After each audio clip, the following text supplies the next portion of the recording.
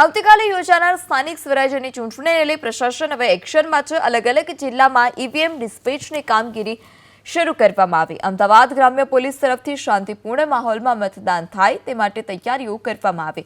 ચૂંટણીના બંદોબસ્તના ભાગરૂપે તમામ બેઠકો એકસરખી તે ઉપરાંત આ સમગ્ર બેઠકો ઉપર એક એએસપી, 4 ડીવાયએસપી અને 8 પીઆઈ, 24 પીએસઆઈ, 1 એસઆરપીની ટુકડી રાખવામાં આવશે। આ સાથે જ 434 પોલીસ કર્મચારીઓ અને 305 હોમગાર્ડ જવાન પણ બંદોબસ્તમાં તૈનાત રહેશે।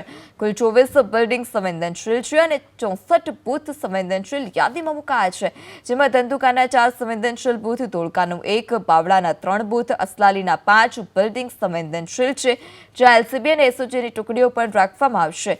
તો આ તરફ વલસાડ જિલ્લાની 3 નગરપાલિકાની કાલે ચૂંટણી યોજાવાની છે। પારડી, ધરમપુર અને વલસાડ નગરપાલિકાની ચૂંટણી માટે મતદાનની તમામ તૈયારીઓ પૂર્ણ કરવામાં આવી। ચૂંટણી ફરજ પરના સ્ટાફે ઈવીએમ સાથે રવાના કરવામાં આવ્યા।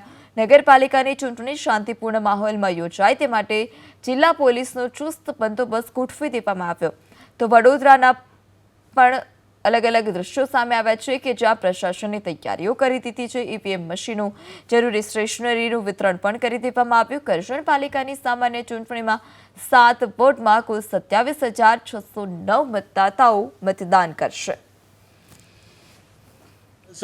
નગરપાલિકાની વાત કરીએ તો આપણે 44માંથી 7 બેઠકો બિનહરીફ થઈ છે, એટલે 37 બેઠકો માટે ચૂંટણી યોજાનાર છે। પારડી નગરપાલિકામાં 28માંથી 1 બેઠક બિનહરીફ થઈ છે, એટલે 27 બેઠકો માટે ચૂંટણી યોજાનાર છે।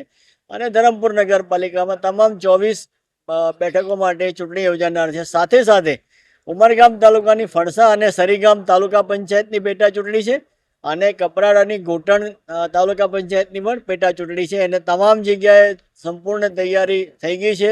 100 અરાઉન્ડ વ્હીકલ છે અને 1000 અરાઉન્ડની ફોર્સ જે છે આ ચૂંટણીમાં ના બંદોબસ્તમાં રહેશે। ઇલેક્શન જો એ ન્યાયિક રીતે થાય અને ઇલેક્શન નિષ્પક્ષ અને શાંતિપૂર્વક હોય એને માટે અમે ટોટલ 839 પ્રિવેન્ટિવ એક્શન અટકાયતી પગલાં લીધેલા છે।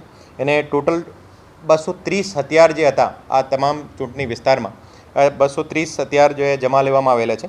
અત્યાર સુધી ટોટલ 10 તડીપાર અને 3 પાસા કરવામાં આવેલ છે। જાહેર જનતાને મારી આ વિનંતી છે કે કોઈ પણ પ્રકારની જે ડર વગર અને કોઈ પણ પ્રકારની એ વ્યવસ્થા વગર તમે તમામ લોકો ત્યાં જઈને વોટ કરો।